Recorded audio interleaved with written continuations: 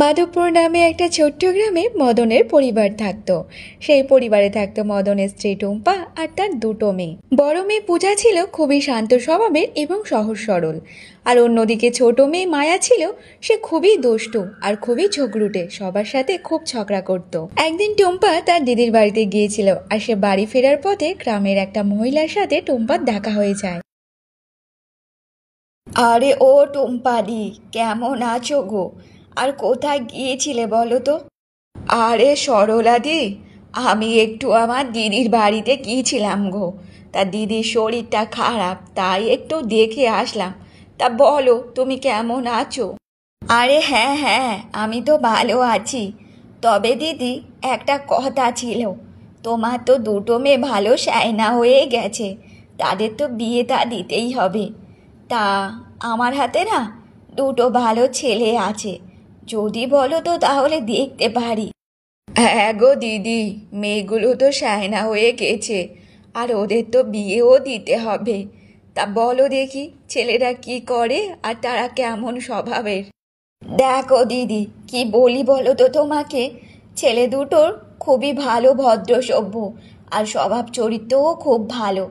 তবে একটা অসুবিধা আছে, দুটো ছেলের মধ্যে একজন আছে ধনী আর একজন আছে গরিব, এটাই পার্থক্য। নতুবা ছেলে দুটো খুবই ভদ্র সভ্য, ওরকম ছেলে এখন আর পাওয়া যাবে না গো দিদি। দেখো সরলাদি, আমরা তো এমন দুটো ভদ্র সভ্য ছেলে চাই। এখনকার ছেলেরা মদ বিড়ি গাঁজা এইসব খেয়ে শুধু উল্টে পড়ে থাকে, এদের দ্বারাই আর সংসার হয় নাকি? তা দিদি, আমি কি একবার ছেলেগুলোর সাথে কথা বলে দেখব? তবে এটা আমি তোমাকে কথা দিতে পারি, ছেলেগুলো তো আমি চিনি, তাদের অনেক ছোটবেলা থেকে দেখছি, ওদের মতো ছেলে এ দুনিয়ায় একটা পাবে না গো। হ্যাঁ গো দিদি, আমরা তো আমাদের বাড়ির মেয়ের জন্য একটু ভদ্র সভ্য তো ছেলে চাই। এখন টাকা পয়সা নিয়ে বা কি হবে, যদি তার চরিত্রই ভালো না হয়? তাহলে একটা কাজ করি, আমি একবার গিয়ে আমার কর্তা মশাইকে জিজ্ঞাসা করি, তারপর নয় তুমি একবার ছেলেদের সাথে কথা বলে দেখো। আচ্ছা ঠিক আছে দিদি, তাহলে কিন্তু জানিও তুমি। আচ্ছা ঠিক আছে দিদি, তাহলে এখন আমি বাড়ি যাই গো। জানি না আমার দুটো মেয়ে আবার কি করছে, তা কে জানে। আসি গো। এইসব বলে টুম্পা সে বাড়িতে চলে যায়।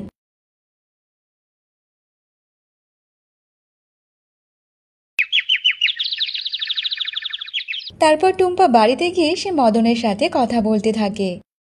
আরে শোনো না, বলছি যে আমার দুই মেয়েকে বাড়িতে দেখতে কেন পাচ্ছি না গো, তারা আবার কোথায় গেল? তোমাকে আর কি বলবো, তারা ঘরের কাজকর্ম রান্না বান্না সেরে ওই কবিতাদের বাড়িতেই গেছে। আচ্ছা শোনো না, বলছিলাম যে কি, আমাদের মেয়েগুলো তো ভালোই তো বিয়ের বয়স হয়ে গেছে, আর আজকে যখন আমি রাস্তা দিয়ে আসছিলাম, আমাদের গ্রামে সরলা দিদি আমাকে বলছিল যে ওনার হাতে নাকি দুটো ভালো ছেলে আছে। হ্যাঁ গিন্নি, মেয়ে দুটোকে তো বিয়ে দিতেই হবে, কিন্তু এখনকার ছেলেরা যা, কেমন ছেলে হবে না হবে তার তো কোনো ঠিক নেই। শোনো গো, সরলা দিদি বলছিল যে ছেলেগুলো নাকি ভদ্র সভ্য আর স্বভাব চরিত্র খুবই ভালো। তবে তফাৎ একটাই, যে একটা ছেলে ধনী আর একটা ছেলে গরিব, ওই চাষবাস করে তার সংসারটা চালায়। তাই এটাই শুধু পার্থক্য, তবে নাকি এমন ছেলে আর পাওয়া যায় না। দেখো গিন্নি, যে ছেলে সৎ হবে তেমন ছেলে দেখে বিয়ে দেওয়াই ভালো মেয়েদেরকে। তা তুমি যদি বলো, তাহলে কিন্তু আমি একবার সরলা দিদির সাথে কথা বলবো, তাহলে বলবো যে ছেলেগুলোর সাথে যেন কথা বলে। ঠিক আছে গিন্নি, তুমি যেটা ভালো মনে করো তো সেটাই করো। দেখতে দেখতে এমনভাবে বেশ কিছুদিন কেটে যায়, আর সেই ছেলে দুটোর সাথে দুই বোনের বিয়েও দিয়ে দেয়। তবে মায়ার সাথে যে ছেলেটার বিয়ে হয়েছিল তারা অনেক ধনী ছিল। তবে মায়ার দিদি পূজার যার সাথে বিয়ে হয়েছিল সে ছিল অনেক গরিব, আর তাদের একটা ছোট্ট কুঁড়ে ঘর ছিল। সে জমিতে কাজ করে তাতে তাদেরই সংসার চালাতো। আরে দিদি, উঠোন ঝাড় দিচ্ছ, উঠোন ঝাড় দিচ্ছ, তা ধুলোবালিগুলো আমার উঠোনে কেন আসছে? তোমার উঠানের দিকে রাখো না। যেন একটাও ধুলোবালি আমার উঠোনে যেন আর না আসে। আরে মায়া বোন, আমি তোমার উঠানেতে কোনো ধুলোবালি ফেলিনি। আর আমি কি ইচ্ছা করে ফেলেছি বলো? আর তুমি তো দেখতে পাচ্ছ খুব জোরে জোরে হাওয়া হচ্ছে, আর ঝাড় দেওয়ার সময় সেই ধুলোবালি তোমার উঠানে গিয়ে উড়ে পড়েছে। সেখানে আমি কি করব বলো? তাহলে তুমি আমাকে কেন এমনভাবে শোনাচ্ছ? হ্যাঁ, এখানে তো তোমারই দোষ আছে। তোমার দোষ না থাকলে এটা কি করে হয় যে তুমি ঝাড় দিচ্ছ সেই ধুলোবালি আমার উঠানে আসছে? কেন আসবে বলো তো? যখন দেখতে পাচ্ছ হাওয়া হচ্ছে, তাহলে ঝাড় দেওয়ার কি দরকার আছে? পরে তো ঝাড় দিলেই হবে। তবে একটা কথা কান খুলে শুনে নাও, যেন তোমার উঠানের কোনো জিনিসপত্র আমার এখানে না আসে। আরে, একটু সামান্য ধুলোবালি তোমার উঠানে পড়ে গেছে বলে তুমি আমাকে এতগুলো কথা শোনাচ্ছ। এটা আমি কি করব বলো? যদি হাওয়া হয় এমনভাবে উড়ে যায়, সেটা কি আমার দোষ নাকি যে আমাকে এমনভাবে কথা শোনাচ্ছ? দেখো, এইসব নাটকের কথাবার্তা আমাকে শোনাবে না। আর তোমার এত বড় সাহস যে তুমি আমার মুখের ওপর কথা বলেই যাচ্ছ। তুমি জানো না আমি কে? আর হ্যাঁ, একটা কথা কান খুলে শুনে রাখো, যেন না আমার উঠানেতে আর কোনো ধুলোবালি ময়লা না দেখতে পাই। আর যদি এইবার দেখতে পাই, তাহলে আমার থেকে খারাপ আর কেউ হবে না, বুঝেছো? তোমার অবস্থা খারাপ করে দেব। চত্বর সব। মায়া এমনভাবে সে পাশের বাড়ি একটা বউয়ের সাথে ঝগড়া করে সে ঘরের মধ্যে ঢুকে যায়। সামান্য একটু ধুলোবালি পড়েছে, তার জন্য এতগুলো কথা শুনিয়ে দিয়ে চলে গেল। কি আর বলবো? আর এখানে বা আমার কি দোষ ছিল? যদি হাওয়া হয় তাহলে ধুলোবালি তো উড়েই যাবে। মায়া ছিল খুবই ঝগড়ুটে আর খুবই হিংসুটে। তার এই ঝগড়ার কারণে গ্রামের কেউ ওর সাথে কোনো কথাই বলতো না। এমনভাবে বেশ কিছুদিন কেটে যায়, আর মায়ার দিদি পূজা সে মায়ের বাড়িতে আসে একদিন।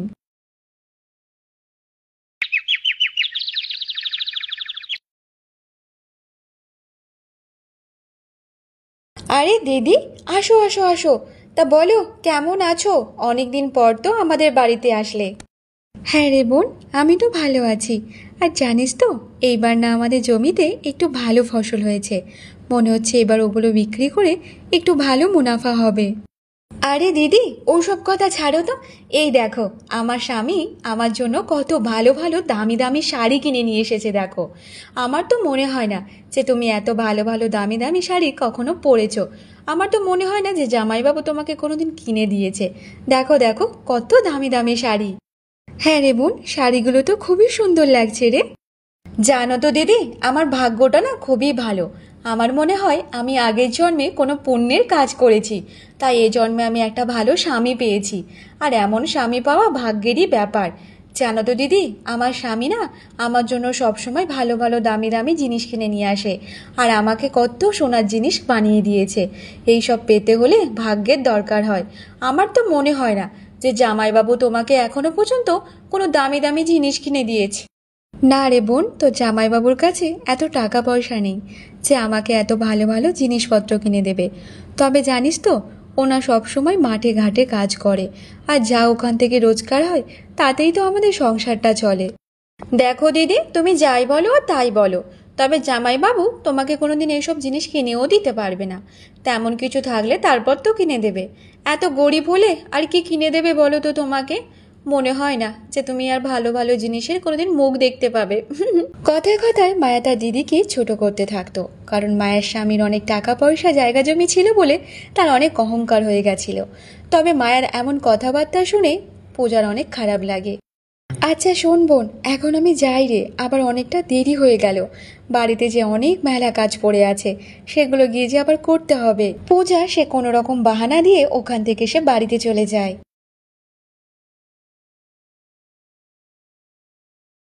এমনভাবে বেশ কিছুদিন কেটে যায়, আর একদিন রাতে খুব জোরদার বৃষ্টি হয়।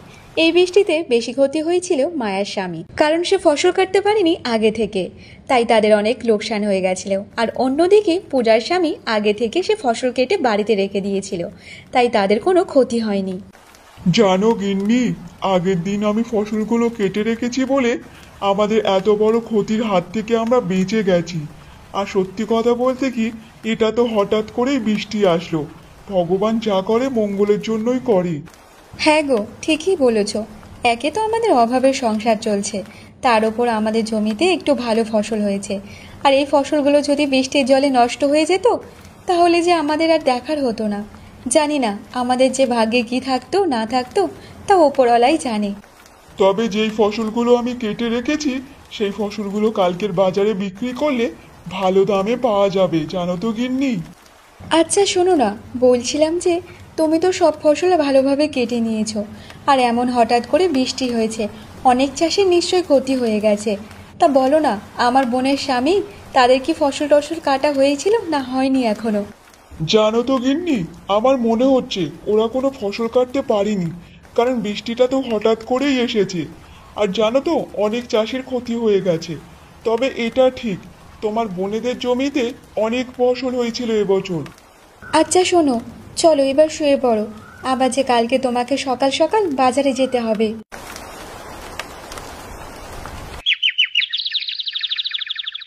পরের দিন সকালে মায়া পূজার বাড়িতে আসে।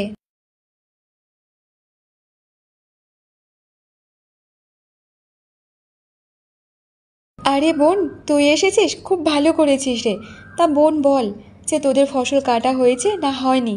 পরশুদিন তো রাতে খুব বৃষ্টি হয়েছে, তা তোরা ফসল কাটতে পেরেছিলিস না পারিসনি বল তো? কেন দিদি, জেনে শুনে নাটক করছো নাকি, না কাটা ঘায়ে নুনের ছিটে দিচ্ছ? জানোই যখন আমরা ফসল কাটতে পারিনি, তার উপরে কেন আমাকে এরকমভাবে জিজ্ঞাসা করছো? না রে বোন, আমি সত্যি জানি না, তাই তো তোকে আমি জিজ্ঞাসা করছি। আর কালকে রাতে তোর জামাইবাবুকেও জিজ্ঞাসা করেছিলাম যে তোদের ফসল কাটা হয়েছে না হয়নি, কিন্তু সেও তো ভালোভাবে বলতে পারলো না। আর শোন না, জানিস তো আমাদের না সব ফসল তার আগের দিন কেটে নিয়েছিল, তাই জন্য আজকে তোর জামাইবাবু সেই ফসলগুলো ভালোই ভালোই বাজারে বিক্রি করতে গিয়েছে। তা না হলে আমাদের যে অনেক বড় ক্ষতি হয়ে যেত রে। তোমাদের সব ফসল বৃষ্টির আগে কেটে রেখেছিলে বলে তাই তো তোমাকে আজকে এত খুশি খুশি লাগছে। আর আমাদের এত বড় লোকসান হয়ে গেল, আমাদের এত বড় ক্ষতি হয়ে গেল, তাতে তুমি অনেক মনে মনে খুশি পাচ্ছ, তাই না দিদি? আরে বোন, এইসব তুই কি বলছিস বলতো? তোর জন্য আমার অনেক খারাপ লাগছে যে তোদের ফসলগুলো কাটতে পারিসনি, তাতে আমার কেন আনন্দ হবে বলতো? হ্যাঁ হ্যাঁ দিদি, সেই সব আমার জানা আছে। ঠিক আছে, এখন আমি যাই, আমার বাড়িতে অনেক কাজকর্ম পড়ে আছে, আসি। মায়া তার দিদিকে এমনভাবে কথা শুনিয়ে সে বাড়িতে চলে যায়। তারপর থেকে মায়া তার দিদিকে একদম পছন্দ করতো না, আর সে তার দিদির সাথে কথা বলাও বন্ধ করে দিয়েছিল। এমনভাবে বেশ কয়েকটা মাস কেটে যায়। একদিন মায়ের সাথে পূজার রাস্তায় দেখা হয়ে যায়। আরে মায়া বোন, তোর সাথে অনেকদিন পর দেখা হলো রে। তুই তো আমার সাথে কথা বলাই বন্ধ করে দিয়েছিস রে বোন। কেন রে, বল না, আমি কি করেছি বল যে তুই আমার সাথে কথা বলা বন্ধ করে দিলি? আমি তো তোর নিজের দিদি হই। কেন দিদি, কথা বলা কেন বন্ধ করব? তবে আমি তো একটা কথা ভালোভাবেই বুঝতে পেরেছি, যে তুমি আমার ভালো সহ্য করতে পারো না। আরে বোন, তুই তো আমার নিজেরই বোন, তাহলে আমি তোর ভালো কেন সহ্য করব না বলতো? আর এমন কি হয়েছে যে তুই এমনভাবে বলছিস আমি তোর ভালো সহ্য করতে পারছি না? দেখো দিদি, ওইসব আমি বলতে পারবো না, তবে তোমার সাথে আমি কথা বলতে চাই না। তুমি যাও, আমার রাস্তা থেকে সরো তো দেখি, আমার বাড়িতে যেতে হবে। আচ্ছা শোন বোন, আমি যদি কোনো ভুল করে থাকি তুই আমাকে ক্ষমা করে দে বোন। তুই আমার থেকে এমনভাবে মুখ ফিরিয়ে নিস না। তুই কথা না বললে আমার যে খুব কষ্ট হয় রে। তুই তো আমার নিজেরই বোন, তাহলে তোকে আমি কেন এমনভাবে হিংসা করব বল? তোর আমি ভালো চাই রে বোন, ভালো চাই। পূজা বারবার মায়ের কাছে এমনভাবে বোঝানোর পর তারপর মায়া ওর সাথে ভালোভাবে কথা বলতে থাকে।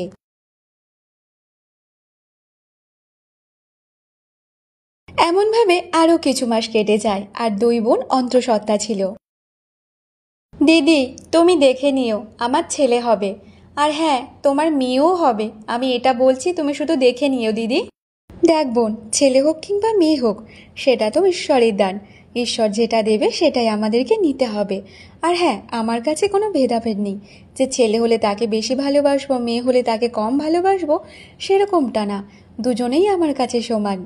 ঠিক আছে দিদি, অত জ্ঞান দিতে হবে না। তবে ছেলে হলে ছেলেরা কিন্তু সব কিছু দেখে, বাবা মার বুড়ো বয়সের সাহারা হয়, বুঝেছো? তা মেয়েরা কিন্তু করতে পারে না, তারা শ্বশুর বাড়ি গিয়ে আরামসে থাকে। দেখ বোন, তুই যেমন চিন্তা ভাবনা নিয়ে আছিস তেমনই থাক, আমি তোকে বোঝাতে যাব না। তবে একদিন না একদিন তুই ঠিক বুঝতে পারবি। আর শোন, আমি তাহলে এখন যাই রে, আবার তোর জামাইবাবু বাড়িতে চলে আসবে, তাকে যে খেতে দিতে হবে। হ্যাঁ হ্যাঁ দিদি, সত্যি কথা বললে তো কারো সহ্য হয় না, আর সত্যি কথা বলছি বলে সেইখানে তুমি তো যাওয়ার বাহানা দিচ্ছ। যাও যাও, কি আর বলবো, সত্যি কথা বললেই এখন তো কারো ভালোই লাগে না। তারপর ওখান থেকে পূজা চলে যায় বাড়িতে। দেখতে দেখতে এমনভাবে আরও বেশ কিছু মাস কেটে যায় আর দুই বোনের দুটো সন্তান হয়ে যায়।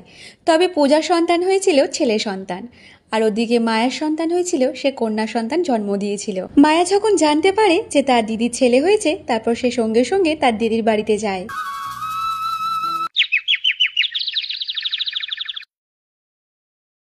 দিদি, আমি ভালোভাবে বুঝতে পেরেছি যে আমার কেন মেয়ে হয়েছে, কারণ তোমার খারাপ নজর আমার ওপর এসে পড়েছিল, সেই কারণে তো আমার ছেলে সন্তান হয়নি।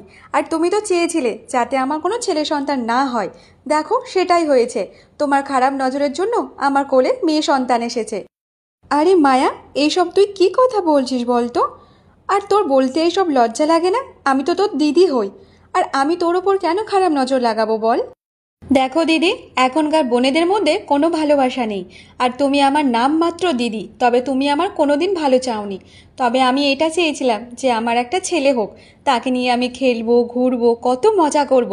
দেখো সেই জিনিসটাই আমার হয়নি। দেখ বোন, কারোর ছেলে হবে কিংবা মেয়ে হবে সেটা আমরা কেউ বলতে পারি না, এটা ভগবানের ইচ্ছা। ভগবান যাকে যেটা দেয় সেটাই নিতে হয়, এখানে আমরা কি করব বল? দেখো দিদি, তুমি অনেক বেশি জ্ঞান দাও, আর এত জ্ঞান শোনার জন্য আমার কাছে অত সময় নেই। ছত্ত সব। মায়া তার দিদিকে উল্টো পাল্টা কথা শুনিয়ে সে বাড়িতে চলে যায়।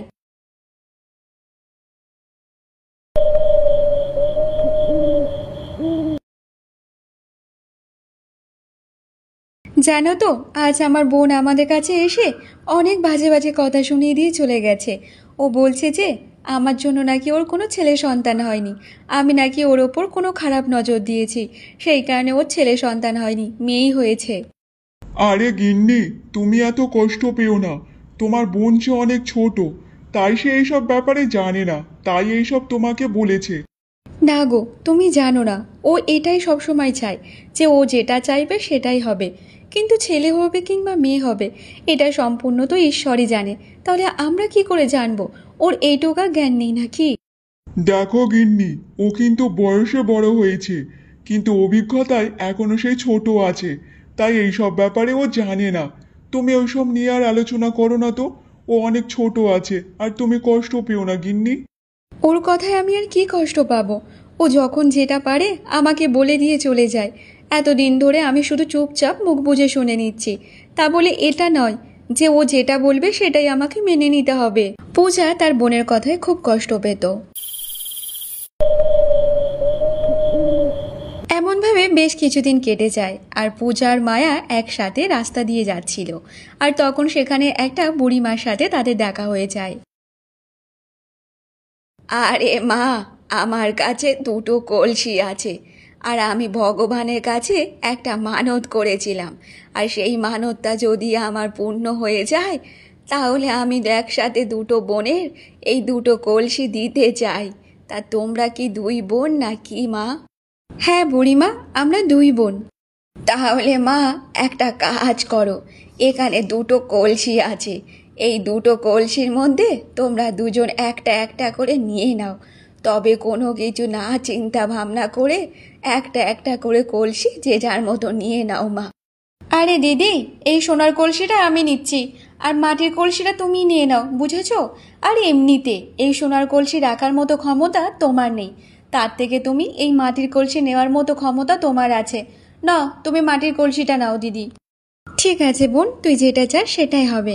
তাহলে ওই সোনার কলসিটা তুই নে, আর আমি মাটির কলসিটা নেব। আর এমনিতে আমার একটা মাটির কলসির প্রয়োজন ছিল, তাহলে এই মাটির কলসিটা নিলেই আমার তাহলে খুব উপকার আসবে। দেখ মা, এই সোনার কলসির প্রতি কি তোর একটুও লোভ লালসা নেই? তবে এই সোনার কলসিটা যদি তুই নিস তাহলে কিন্তু তোর সব কিছু আশা পূর্ণ হবে, তুই অনেক ধনী হতে পারবি, টাকা পয়সা ধন দৌলত সব হবে তোর। না বুড়িমা, আমার কোনো কিছু জিনিসের কোনো লোভ লালসা নেই।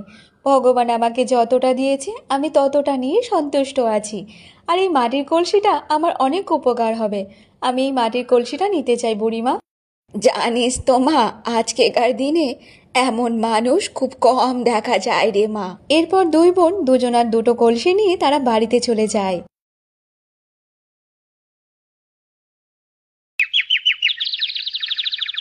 মায়া যখন তার কলসি নিয়ে তার বাড়িতে আসে তখন দেখে সেই সোনার কলসির জায়গায় একটা মাটির কলসি পরিণত হয়ে যায়। সেটা দেখে মায়া খুব রেগে যায়। অন্যদিকে পূজা যখন কলসি নিয়ে এসে বাড়িতে যায় তখন সে দেখে তার মাটির কলসির জায়গায় সোনার কলসি পরিণত হয়ে যায়। তা দেখে পূজা অনেক অবাক হয়ে যায়। আর তখন সেখানে মায়া আসে। আরে বোন, দেখ দেখ, আমার মাটির কলসির জায়গায় সোনার কলসি হয়ে গেছে। এবার আমরা একটুখানি ভালোভাবে জীবনযাপন কাটাতে পারবো। আমার মনে হয় ওই বুড়ি সব ইচ্ছা করে করেছে। আমার সোনার কলসির জায়গায় মাটির কলসি হয়ে গেছে। ওই বুড়ি আমাদেরকে ঠকিয়েছে। কেন বোন, তুই তো নিজে থেকেই সোনার কলসিটা নিয়েছিস, তাহলে এখন কেন এমনভাবে বলছিস? তবে একটা কথা শোন বোন, ভগবান আমাদের যেটুকু দেয় সেইটুকু নিয়েই সন্তুষ্ট থাকতে হয়। আর তুই তো লোভ লালসা করে সোনার কলসিটাই বেছে নিয়েছিস। তাহলে দেখ, এখন তুই তোর কর্মের ফল পেয়ে গেছিস। হ্যাঁ দিদি, তুমি একদম ঠিকই বলেছ। আমি ওই সোনার কলসিটা যখন নিয়েছিলাম তখন লোভ লালসা করেই আমি নিয়েছিলাম। আর তাই আজ দেখো আমি আমার কর্মের ফলটাও পেয়ে গেছি। আমি যে অনেক বড় ভুল করেছি দিদি, অনেক বড় ভুল করেছি। আমাকে ক্ষমা করে দাও দিদি, ক্ষমা করে দাও। দেখ বোন, তুই যে তোর নিজের ভুলটা বুঝতে পেরেছিস এটাই তো অনেক কিছু। আর আমি তো তখনই বলেছিলাম যে আমি বেশি লোভ করি না আর আমার কোনো কিছু জিনিসের প্রয়োজন নেই। তবে এই সোনার কলসিটা তুই নিয়ে যা বোন। না না দিদি, আমার এই সোনার কলসি আমার চাই না। আর এটা তোমার কলসি, এটাতে তোমার অধিকার আছে। আমার এটা চাই না দিদি। আমি আমার ভুলটা বুঝতে পেরেছি। মায়া তার নিজের ভুলটা বুঝতে পারে। তারপর থেকে তারা দুই বোন একসাথে মিলেমিশে থাকতে শুরু করে।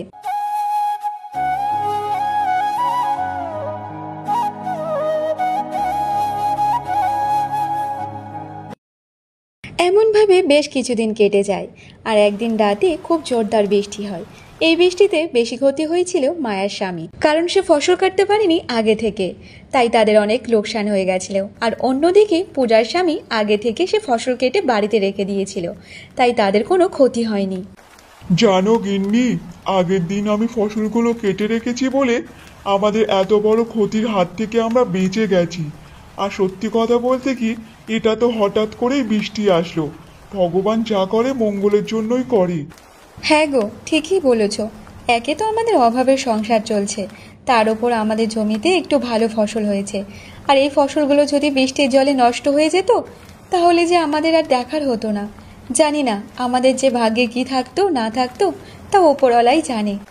তবে যেই ফসলগুলো আমি কেটে রেখেছি সেই ফসলগুলো কালকের বাজারে বিক্রি করলে ভালো দামে পাওয়া যাবে, জানো তো গিন্নি। আচ্ছা শোনো না, বলছিলাম যে তুমি তো সব ফসল ভালোভাবে কেটে নিয়েছো, আর এমন হঠাৎ করে বৃষ্টি হয়েছে, অনেক চাষির নিশ্চয়ই ক্ষতি হয়ে গেছে। তা বলো না, আমার বোনের স্বামী, তাদের কি ফসল টসল কাটা হয়েছিল না হয়নি এখনো? জানো তো গিন্নি, আমার মনে হচ্ছে ওরা কোনো ফসল কাটতে পারেনি, কারণ বৃষ্টিটা তো হঠাৎ করেই এসেছে। আর জানো তো, অনেক চাষের ক্ষতি হয়ে গেছে। তবে এটা ঠিক, তোমার বোনেদের জমিতে অনেক ফসল হয়েছিল এবছর। আচ্ছা শোনো, চলো এবার শুয়ে পড়ো, আবার যে কালকে তোমাকে সকাল সকাল বাজারে যেতে হবে।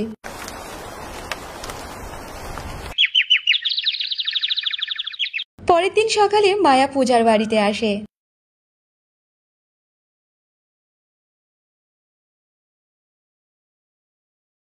আরে বোন, তুই এসেছিস, খুব ভালো করেছিস রে। তা বোন বল, যে তোদের ফসল কাটা হয়েছে না হয়নি? পরশুদিন তো রাতে খুব বৃষ্টি হয়েছে, তা তোরা ফসল কাটতে পেরেছিলিস না পারিসনি বল তো? কেন দিদি, জেনে শুনে নাটক করছো নাকি, না কাটা ঘায়ে নুনের ছিটে দিচ্ছ? জানোই যখন আমরা ফসল কাটতে পারিনি, তার উপরে কেন আমাকে এরকমভাবে জিজ্ঞাসা করছো? না রে বোন, আমি সত্যি জানি না, তাই তো তোকে আমি জিজ্ঞাসা করছি। আর কালকে রাতে তোর জামাইবাবুকেও জিজ্ঞাসা করেছিলাম যে তোদের ফসল কাটা হয়েছে না হয়নি, কিন্তু সেও তো ভালোভাবে বলতে পারলো না। আর শোন না, জানিস তো আমাদের না সব ফসল তার আগের দিন কেটে নিয়েছিল, তাই জন্য আজকে তোর জামাইবাবু সেই ফসলগুলো ভালোই ভালোই বাজারে বিক্রি করতে গিয়েছে। তা না হলে আমাদের যে অনেক বড় ক্ষতি হয়ে যেত রে। তোমাদের সব ফসল বৃষ্টির আগে কেটে রেখেছিলে বলে তাই তো তোমাকে আজকে এত খুশি খুশি লাগছে। আর আমাদের এত বড় লোকসান হয়ে গেল, আমাদের এত বড় ক্ষতি হয়ে গেল, তাতে তুমি অনেক মনে মনে খুশি পাচ্ছ, তাই না দিদি? আরে বোন, এইসব তুই কি বলছিস বলতো?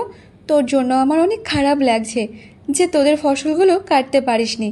তাতে আমার কেন আনন্দ হবে বলতো? হ্যাঁ হ্যাঁ দিদি, সেই সব আমার জানা আছে। ঠিক আছে, এখন আমি যাই, আমার বাড়িতে অনেক কাজকর্ম পড়ে আছে, আসি। মায়া তার দিদিকে এমনভাবে কথা শুনিয়ে সে বাড়িতে চলে যায়। তারপর থেকে মায়া তার দিদিকে একদম পছন্দ করতো না, আর সে তার দিদির সাথে কথা বলাও বন্ধ করে দিয়েছিল। এমনভাবে বেশ কয়েকটা মাস কেটে যায়। একদিন মায়ের সাথে পূজার রাস্তায় দেখা হয়ে যায়। আরে মায়া বোন, তোর সাথে অনেকদিন পর দেখা হলো রে। তুই তো আমার সাথে কথা বলাই বন্ধ করে দিয়েছিস রে বোন। কেন রে, বল না, আমি কি করেছি বল যে তুই আমার সাথে কথা বলা বন্ধ করে দিলি? আমি তো তোর নিজের দিদি হই। কেন দিদি, কথা বলা কেন বন্ধ করব? তবে আমি তো একটা কথা ভালোভাবেই বুঝতে পেরেছি যে তুমি আমার ভালো সহ্য করতে পারো না। আরে বোন, তুই তো আমার নিজেরই বোন, তাহলে আমি তোর ভালো কেন সহ্য করব না বলতো? আর এমন কি হয়েছে যে তুই এমনভাবে বলছিস আমি তোর ভালো সহ্য করতে পারছি না? দেখো দিদি, ওইসব আমি বলতে পারবো না, তবে তোমার সাথে আমি কথা বলতে চাই না। তুমি যাও, আমার রাস্তা থেকে সরো তো দেখি, আমার বাড়িতে যেতে হবে। আচ্ছা শোন বোন, আমি যদি কোনো ভুল করে থাকি তুই আমাকে ক্ষমা করে দে বোন। তুই আমার থেকে এমনভাবে মুখ ফিরিয়ে নিস না। তুই কথা না বললে আমার যে খুব কষ্ট হয় রে। তুই তো আমার নিজেরই বোন, তাহলে তোকে আমি কেন এমনভাবে হিংসা করব বল? তোর আমি ভালো চাই রে বোন, ভালো চাই। পূজা বারবার মায়ের কাছে এমনভাবে বোঝানোর পর তারপর মায়া ওর সাথে ভালোভাবে কথা বলতে থাকে।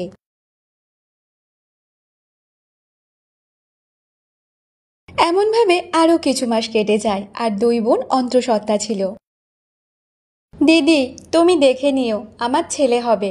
আর হ্যাঁ, তোমার মেয়েও হবে, আমি এটা বলছি, তুমি শুধু দেখে নিও দিদি। দেখ বোন, ছেলে হোক কিংবা মেয়ে হোক, সেটা তো ঈশ্বরের দান। ঈশ্বর যেটা দেবে সেটাই আমাদেরকে নিতে হবে। আর হ্যাঁ, আমার কাছে কোনো ভেদাভেদ নেই যে ছেলে হলে তাকে বেশি ভালোবাসবো, মেয়ে হলে তাকে কম ভালোবাসবো, সেরকমটা না। দুজনেই আমার কাছে সমান। ঠিক আছে দিদি, অত জ্ঞান দিতে হবে না। তবে ছেলে হলে ছেলেরা কিন্তু সব কিছু দেখে, বাবা মার বুড়ো বয়সের সাহারা হয়, বুঝেছ? তা মেয়েরা কিন্তু করতে পারে না, তারা শ্বশুর বাড়ি গিয়ে আরামসে থাকে। দেখ বোন, তুই যেমন চিন্তা ভাবনা নিয়ে আছিস তেমনই থাক, আমি তোকে বোঝাতে যাব না। তবে একদিন না একদিন তুই ঠিক বুঝতে পারবি। আর শোন, আমি তাহলে এখন যাই রে। আবার তোর জামাইবাবু বাড়িতে চলে আসবে, তাকে যে খেতে দিতে হবে। হ্যাঁ হ্যাঁ দিদি, সত্যি কথা বললে তো কারো সহ্য হয় না। আর সত্যি কথা বলছি বলে সেইখানে তুমি তো যাওয়ার বাহানা দিচ্ছ। যাও যাও, কি আর বলবো, সত্যি কথা বললেই এখন তো কারো ভালোই লাগে না। তারপর ওখান থেকে পূজা চলে যায় বাড়িতে। দেখতে দেখতে এমনভাবে আরও বেশ কিছু মাস কেটে যায়, আর দুই বোনের দুটো সন্তান হয়ে যায়। তবে পূজার সন্তান হয়েছিল ছেলে সন্তান, আর ওদিকে মায়ের সন্তান হয়েছিল সে কন্যা সন্তান জন্ম দিয়েছিল। মায়া যখন জানতে পারে যে তার দিদির ছেলে হয়েছে, তারপর সে সঙ্গে সঙ্গে তার দিদির বাড়িতে যায়।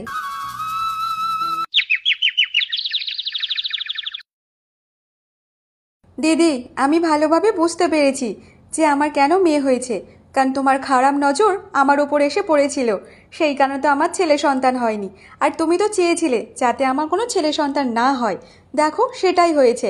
তোমার খারাপ নজরের জন্য আমার কোলে মেয়ে সন্তান এসেছে। আরে মায়া, এইসব তুই কি কথা বলছিস বলতো? আর তোর বলতে এইসব লজ্জা লাগে না? আমি তো তোর দিদি হই, আর আমি তোর ওপর কেন খারাপ নজর লাগাবো বল? দেখো দিদি, এখনকার বোনেদের মধ্যে কোনো ভালোবাসা নেই। আর তুমি আমার নাম মাত্র দিদি, তবে তুমি আমার কোনোদিন ভালো চাওনি। তবে আমি এটা চেয়েছিলাম যে আমার একটা ছেলে হোক, তাকে নিয়ে আমি খেলবো, ঘুরবো, কত মজা করব। দেখো সেই জিনিসটাই আমার হয়নি। দেখ বোন, কারো ছেলে হবে কিংবা মেয়ে হবে সেটা আমরা কেউ বলতে পারি না, এটা ভগবানের ইচ্ছা। ভগবান যাকে যেটা দেয় সেটাই নিতে হয়, এখানে আমরা কি করব বল? দেখো দিদি, তুমি অনেক বেশি জ্ঞান দাও, আর এত জ্ঞান শোনার জন্য আমার কাছে অত সময় নেই, ছত্ত সব। মায়া তার দিদিকে উল্টোপাল্টা কথা শুনিয়ে সে বাড়িতে চলে যায়।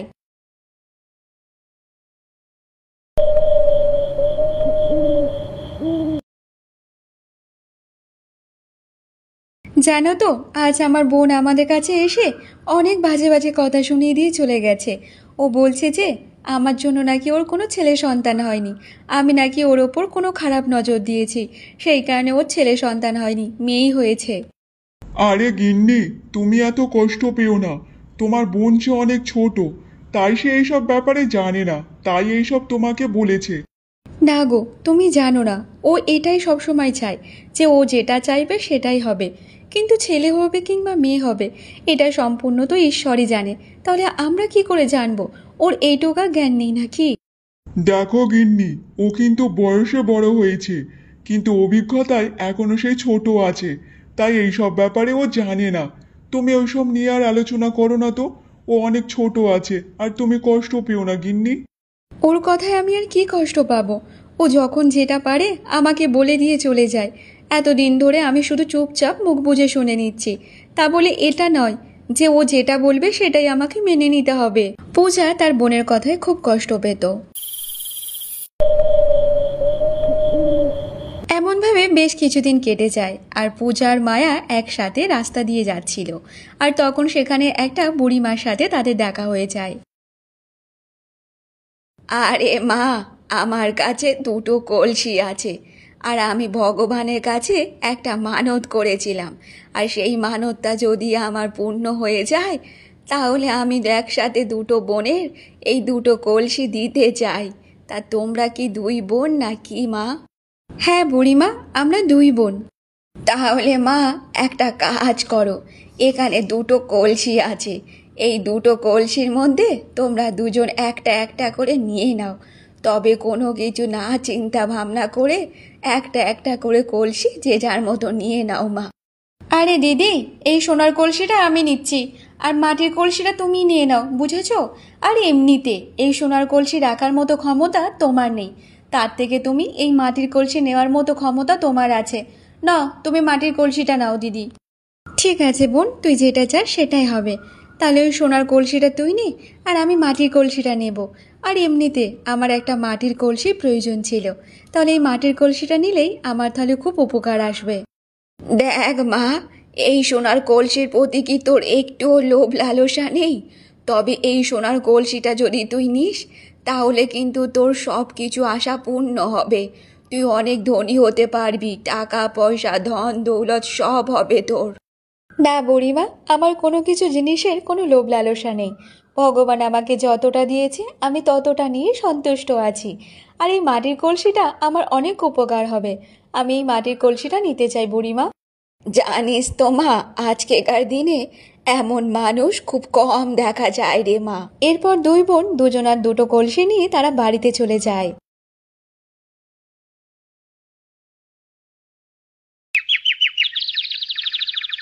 মায়া যখন তার কলসি নিয়ে তার বাড়িতে আসে, তখন দেখে সেই সোনার কলসির জায়গায় একটা মাটির কলসি পরিণত হয়ে যায়। সেটা দেখে মায়া খুব রেগে যায়। অন্যদিকে পূজা যখন কলসি নিয়ে এসে বাড়িতে যায়, তখন সে দেখে তার মাটির কলসির জায়গায় সোনার কলসি পরিণত হয়ে যায়। তা দেখে পূজা অনেক অবাক হয়ে যায়। আর তখন সেখানে মায়া আসে। আরে বোন, দেখ দেখ, আমার মাটির কলসির জায়গায় সোনার কলসি হয়ে গেছে। এবার আমরা একটুখানি ভালোভাবে জীবনযাপন কাটাতে পারবো। আমার মনে হয় ওই বুড়ি সব ইচ্ছা করে করেছে। আমার সোনার কলসির জায়গায় মাটির কলসি হয়ে গেছে। ওই বুড়ি আমাদেরকে ঠকিয়েছে। কেন বোন, তুই তো নিজে থেকেই সোনার কলসিটা নিয়েছিস, তাহলে এখন কেন এমনভাবে বলছিস? তবে একটা কথা শোন বোন, ভগবান আমাদের যেটুকু দেয় সেইটুকু নিয়েই সন্তুষ্ট থাকতে হয়। আর তুই তো লোভ লালসা করে সোনার কলসিটাই বেছে নিয়েছিস। তাহলে দেখ, এখন তুই তোর কর্মের ফল পেয়ে গেছিস। হ্যাঁ দিদি, তুমি একদম ঠিকই বলেছ। আমি ওই সোনার কলসিটা যখন নিয়েছিলাম তখন লোভ লালসা করেই আমি নিয়েছিলাম। আর তাই আজ দেখো আমি আমার কর্মের ফলটাও পেয়ে গেছি। আমি যে অনেক বড় ভুল করেছি দিদি, অনেক বড় ভুল করেছি। আমাকে ক্ষমা করে দাও দিদি, ক্ষমা করে দাও। দেখ বোন, তুই যে তোর নিজের ভুলটা বুঝতে পেরেছিস, এটাই তো অনেক কিছু। আর আমি তো তখনই বলেছিলাম যে আমি বেশি লোভ করি না, আর আমার কোনো কিছু জিনিসের প্রয়োজন নেই। তবে এই সোনার কলসিটা তুই নিয়ে যা বোন।